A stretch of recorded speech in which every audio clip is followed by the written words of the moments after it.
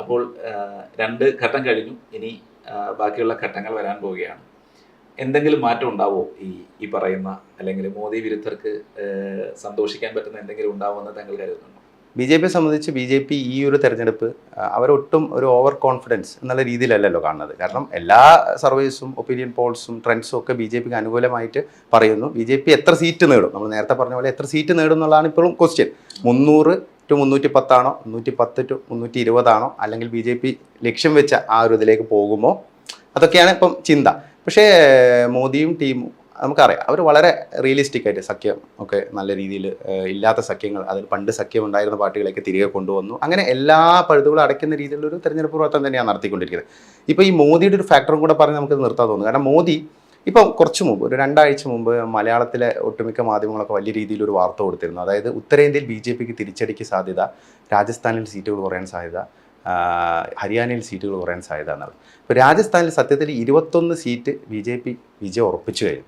20 സീറ്റാണ് രാജസ്ഥാനിലുള്ളത്. ബാക്കി 4 സീറ്റുകളിൽ ഫൈറ്റ് ഉണ്ട്.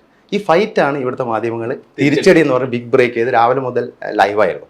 സത്യത്തിൽ ആ 4 മണ്ഡലങ്ങളിൽ കുറച്ച് സ്ഥാനാർത്ഥികൾക്കെതിരെ ആൻറ്റി ഇൻകംബൻസി ഉണ്ട്. ചില സ്ഥലത്ത് 1-2 സ്ഥലത്ത് വീക്ക് സ്ഥാനാർത്ഥികള, ചുരു ഉൾപ്പെടെയുള്ള സ്ഥലങ്ങളിലൊക്കെ.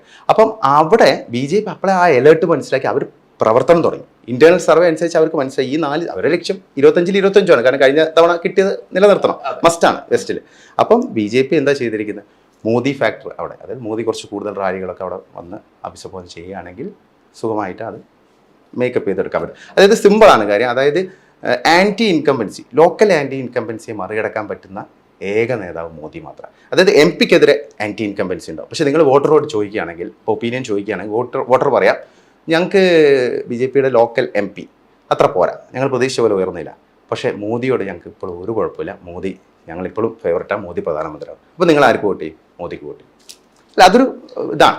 നമ്മളിപ്പം കർണാടകയിലാണെങ്കിൽ രാജ്ദീപ് സർദേശായി ഒരു ബസ് കയറി ചോദിച്ചപ്പോൾ സിദ്ധരാമയ്യയുടെ ഫ്രീ യാത്ര ആസ്വദിക്കുന്ന സ്ത്രീകൾ ഉൾപ്പെടെ പറഞ്ഞ അല്ല മോദി, കാരണം പ്രധാനമന്ത്രിയാവാൻ അവരെ ആഗ്രഹിക്കുന്നത് മോദിയാണ്.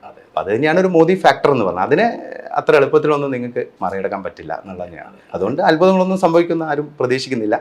കോൺഗ്രസ് 50 കടക്കുമോ, അല്ലെങ്കിൽ കോൺഗ്രസ് ചരിത്രത്തിലെ ഏറ്റവും ലോവസ്റ്റ് ടാലിയിലേക്ക് പോകുമോ എന്നുള്ളതാണ് ഇപ്പം ശരിക്കുള്ളൊരു ചോദ്യം. അതായത് ഈ തെരഞ്ഞെടുപ്പ് മുന്നോട്ട് പോകുമ്പോൾ കഴിഞ്ഞ തെരഞ്ഞെടുപ്പുകളിലെ പോലെ തന്നെ നരേന്ദ്രമോദി സർപ്രൈസ്, അതെ, ഫാക്ടർ തന്നെയാണ്. അല്ലാതെ ഒരു സർപ്രൈസ് മാറ്റങ്ങളോ ഒന്നും ഉണ്ടാകാൻ പോകുന്നില്ല എന്നുള്ളതാണ് പൊതുവെ പറയപ്പെടുന്നത്. രാജ്യത്തെ സംബന്ധിച്ച്, അല്ലെങ്കിൽ മൊത്തത്തിലുള്ള ഒരു രാഷ്ട്രീയ മേഖലയെ സംബന്ധിച്ചിടത്തോളം ഒരുപാട് നേതാക്കന്മാർ, ഒരു താഴെത്തട്ടിൽ നിന്ന് ഉയർന്നു വന്ന നിരവധി നേതാക്കന്മാർ നമുക്കുണ്ടായിട്ടുണ്ട്. പക്ഷേ ഉയർന്നു വന്നതിന് ശേഷം ഇത്രയും പദവികൾ വഹിക്കുകയും അത് ക്ലീനായിട്ട് തന്നെ മുന്നോട്ട് കൊണ്ടുപോവുകയും ജനങ്ങളോട് ഇത്രയും സംവദിക്കുകയും ചെയ്ത മറ്റൊരു നേതാവുണ്ടോ എന്ന് സംശയമാണ്. എന്തായാലും ജൂൺ 4 വരെ നമുക്ക് കാത്തിരിക്കാം. നമ്മളെ എങ്ങനെയാണ് രാജ്യം നരേന്ദ്രമോദിയെ സ്വീകരിക്കുന്നത്, ആരൊക്കെയാണ് അന്ന് ജയിച്ചു വരിക, അല്ലെങ്കിൽ എങ്ങനെയുള്ള മാറ്റങ്ങളാണ് ഉണ്ടാകാൻ പോവുക എന്നുള്ളത് കാത്തിരിക്കാം. പക്ഷെ ഒരു കാര്യം ഉറപ്പാണ്, നരേന്ദ്രമോദി അധികാരത്തിൽ വരുന്ന അടുത്ത കേന്ദ്ര സർക്കാർ ആണെങ്കിൽ വളരെ വലിയ മാറ്റങ്ങൾക്ക് രാജ്യം സാക്ഷ്യം വഹിക്കും. എന്തായാലും നമുക്ക് നോക്കാം. ജൂൺ 4 വരെ നമുക്ക് കാത്തിരിക്കാം. തീർച്ചയായിട്ടും.